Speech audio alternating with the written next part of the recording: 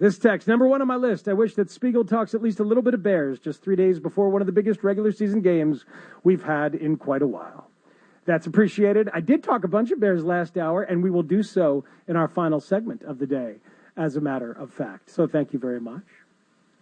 2 wishes from this texter. A deep White Sox run.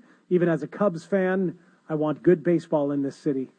And the Blackhawks to embrace playing young guys like Q never did before they were traded for peanuts.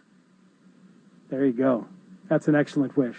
This texter wishes for Mitch Trubisky to have a career game against Green Bay. That is an excellent wish, and it is technically a wish for the new year since the game will take place after the new year. Very good. Let's take one more call from Steve in Springfield. Steve, you are on with me. Hey, Mac. I'm getting right to my wish. You and Max Rustopher, 2 Maxes in one show. Yes, sir. Hey, my wish, I was 8 years old when the Chiefs won Super Bowl IV. Watched it with my dad, and I waited 50 years for them to win another one. And I would absolutely like to not wait another year for them to win a second one in a row. And my other wish is that you and Parkins reunite on the afternoon show because I really loved you guys in the morning. Yeah, that's kind of you. Thanks, Steve.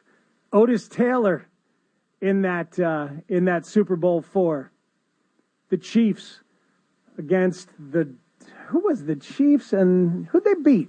Vikings, Bud Grant. You're right. It is the Vikings and Bud Grant. Thank you very much. That game most famously remembered for Hank Stram being mic'd on the sideline. Set him up there, rats! Hey, set him up there, rats!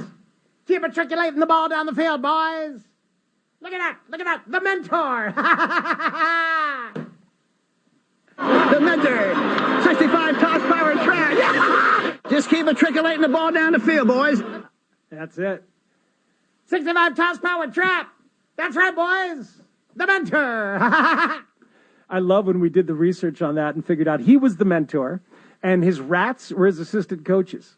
I always thought it was Ratch, some guy named Ratch, but it was set him up there, rats. Set him up there, rats. The best. Thank you for your sports wishes for the new year. There's lots more coming in via text, and they are delightful. I mentioned this earlier, a return to some human access and contact between sports media and the teams that they cover. I think it is a big part of our business and a big part of the things that you end up getting that you like from guys like us. When we get a chance to get there and we can bring you some of that experience and some of that insider feel, I hope that we can bring that to you once again in 2021. And you know what? No matter what kind of radio I'm doing with anybody, anywhere, I hope that it's in person and in a studio. I miss live radio in a studio together. You know, we're figuring it out via Zoom, but that thing about doing live improv when you're actually looking at each other and reading each other's body language, you can't fake that chemistry, folks. So I hope we can have it back some point in the new year. Thanks for all your content and your suggestions. It's Matt Spiegel in on the Parkins Show on 670 The Score. I'll grant that dude's wish for some Bears conversation, and we're also going to tie it in to the probability or improbability of Mitch Trubisky playing the game of his career this coming Sunday. Some distressing numbers next on The Score. The mentor, 65 toss power track.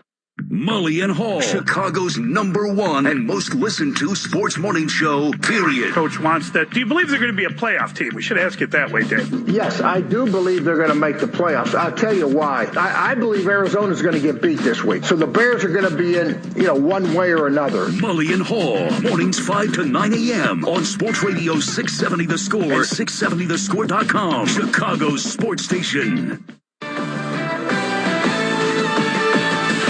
This is Brandon Tierney with a Radio.com Sports Minute. Pretty interesting situation shaping up in Atlanta. The Falcons. Matt Ryan, well, you might not think that Matt could be on the way out. However, if you listen to Arthur Blank, he left the door more than slightly ajar. First, the facts. Starts next season, he'll be age 36. He's got an MVP. He's been to a bunch of Pro Bowls. He's a borderline Hall of Famer, and he's displayed incredible durability so far. However, look at the macro version of the Falcons situation. 31st in cap space next year. $25 million over turnover, fourth most in terms of dead money. And right now, they've got the ninth oldest team in terms of average. Now, I don't know who gets the job. Maybe Eric Bieniemy, maybe somebody else. But I do know this. It's a brilliant move on the part of Arthur Blank to say, as he did, that the determination will be made by the general manager and the head coach on Matt Ryan's future and not him. Smart business on BT.